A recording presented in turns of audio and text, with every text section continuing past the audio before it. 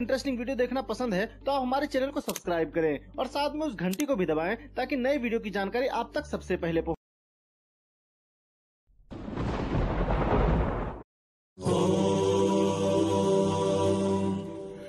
ओम नमः शिवाय। ओम नमः शिवाय। अरे मिर्जा राजा जयसिंह, ये क्या चल रहा है आपका? मतलब आपने युद्धबंदी का आदेश दिया, सिवा के साथ सुलह करना चाहते हैं आप? किसने कहा आपको? ना हम सुलह करना चाहते हैं ना युद्ध पे पाबंदी। सिवा ने खुद ही हमें सुलह का पैगाम भेजा है। और आपने वो कबूल किया? जी। क्या आपकी शमशेर की धार टूट गई या आपकी वीरता खत्म हो गई? खामोश दिलेर खान, आप मेवाड़ के राणा मिर्जा राजा जयसिंह से बात कर रहे हैं। नहीं, मैं मुगल सेनापति मिर्जा से बात कर रहा हूं। जिल्ले-लाही शहंशाह का हुक्म है, सिवा के इस जागीर को नींव से उखाड़ दो और इस हुक्म की तामील करना आपका फर्ज है। फर्ज की बातें आप हमें ना सिखाए तो बेहतर है खान साहब। शायद आप भूल रहे हैं कि हमारी निष्ठा की वजह से आलमगीर जहांपना आज शहंशाह बने हैं। खैर छोड़िए, सिवा के इस जागीर को नींव से उखाड़ देने की बात तुम करते हो और पिछले 2 महीनों से एक पुरंदर किले के पास ही डेरे जमाए बैठे हो। पूरा बारूद बिछाकर पुरंदर का एक पत्थर भी ना आप तोड़ सके। बात करते हैं वीरता की। अगर एक किला जीतने के लिए इतने दिन गवाओगे तो सिवा का पूरा स्वराज्य निगलने के लिए कितने जन्म बीतेंगे आपके मालूम है? मिर्जा जी, चुप रहो। यहां तुम सिवा की बुनियाद खत्म करने के सपने देख रहे हो और वहां वो शिवाजी बीजापुर के आदिल शाह के साथ हाथ मिलाकर हमारा सफाया करने की साजिश कर रहा है। उसके इरादों को नाकामयाब बनाना है तो बेहतर है कि हम भी उसके साथ सुलह करें। समझ गए आप? ठीक है, जैसे आप चाहें। खान दिलेर, ठहरिए। जब तक पुरंदर किला हाथ में ना आए तब तक सिर पर किमाश रखने की प्रतिज्ञा की थी आपने। अगली बार जब हमारे सामने आइएगा तो सिर पे किमाश पहन के ही आइएगा, क्योंकि सिर्फ पुरंदर ही नहीं, सिवा के कई ऐसे बेहतरीन किले हमारे कब्जे में होंगे, वो भी कुछ ही दिनों में। जैसी आपकी मर्जी, चलते हैं हम। ओम नमः शिवाय। ओम नमः शिवाय। राजा जी की जय हो। बोलो उदयराज, क्या पैगाम लाए हो? राजा शिवाजी आपसे मिलने तशरीफ ला रहे हैं। क्या आ गए शिवाजी? उदयराज जल्दी जाओ, उन्हें इत्माम के साथ लेकर आओ। जाओ। जी हुजूर।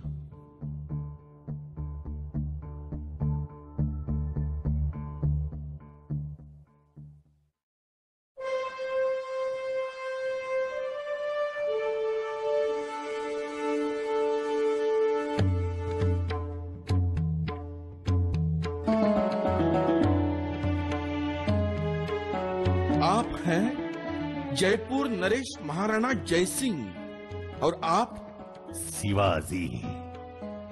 इन्हें कौन नहीं पहचानता? आपके तारीफ की ललकार तो दिल्ली दरबार में भी गूंज उठती है। शुक्रिया राणाजी, आपल्याविषयीही आम्ही खूप ऐकलं होतं। आपल्याला प्रत्यक्ष भेटण्याची तमन्ना होती, ती आज पूर्ण झाली। लेकिन आज आपण निहत्ते आलात, वो आपकी भवानी तलवार कहां है? आमची भवानी तर सदैव आमच्या पाठीशी असते राणाजी। बहुत खूब। लेकिन आपको डर नहीं लगा निहत्ते हमारे सामने आते हुए?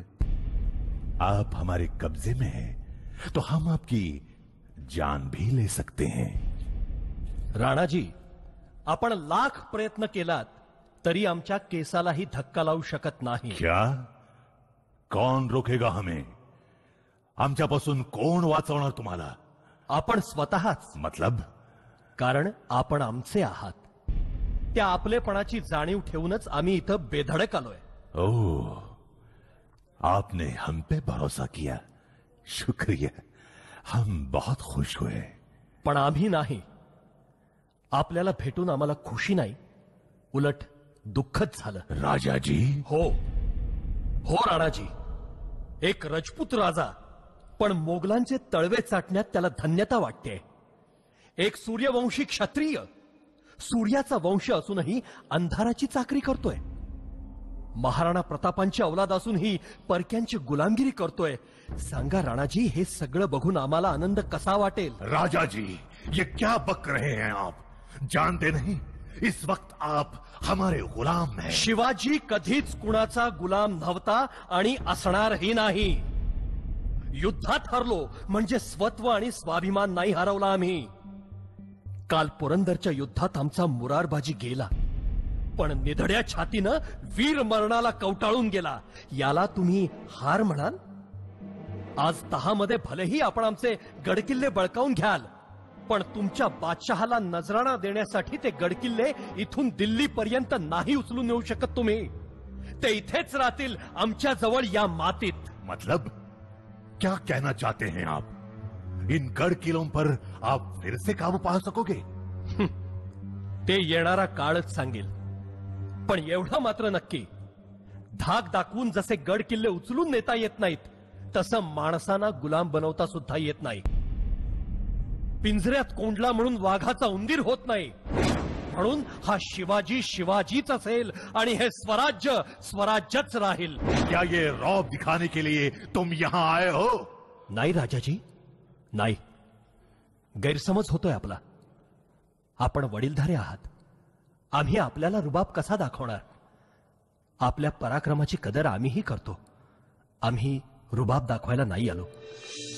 मघाशी आम्ही म्हटलं की शिवाजी कधीच कोणाची गुलामी करणार नाही. ते आमचंच वचन तोडून आम्ही आपल्याला शब्द देतोय की आम्ही स्वतः आपली गुलामगिरी पत्करू. आमच्या डोईचा हा शिरपेच आपल्या पायावरती वाहू, पण तेव्हाच जेव्हा आपण स्वतः दिल्लीच्या तख्तावर बसाल. राजाजी. हो राणाजी, हो. राणाजी घाबरलात का? राजाजी, त्या तख्तावर बसायची आपली योग्यता नाही? राणाजी, हिंदुस्थानच्या बाहेर मध्य आशियातल्या बल्ख प्रांतापर्यंत मोगली सत्तेचा झेंडा नेला तो रजपुतांनी.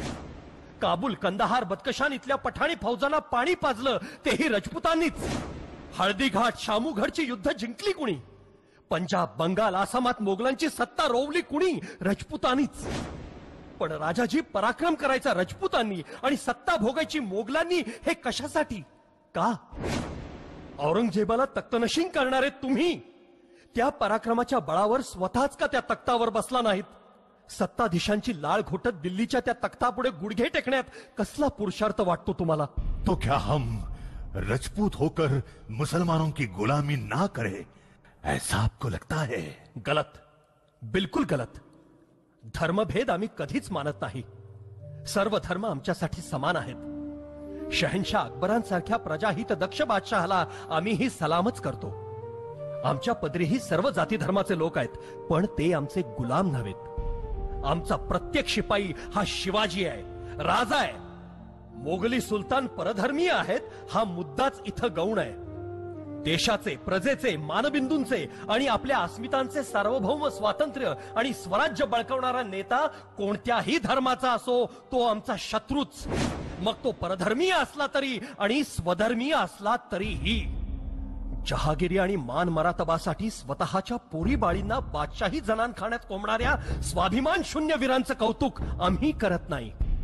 राजाजी, आप क्या करते हैं और क्या नहीं करते, ये हमें सोचने की जरूरत नहीं. तलवार की धार पर हम सही और गलत का फैसला करते हैं. आप जरूर स्वत्व और स्वाभिमान की बातें करें, लेकिन सच्चाई ये है कि आप खुद हमारे गुलाम हैं. और इसी बलबूते पर हम आपको हुक्म देते हैं कि अपनी राजनिष्ठा बयान करने के लिए आपको दिल्ली जाना ही पड़ेगा. राणा जी, स्याही सल्तनत के सामने घुटने टेककर आपका राजधर्म कबूल करना पड़ेगा आपको. पण राजाजी, अब ये हमारी आज्ञा है. उसकी जिम्मेदारी हमारी होगी। यही आपका सम्मान होगा। जगदम्ब जगदम्ब।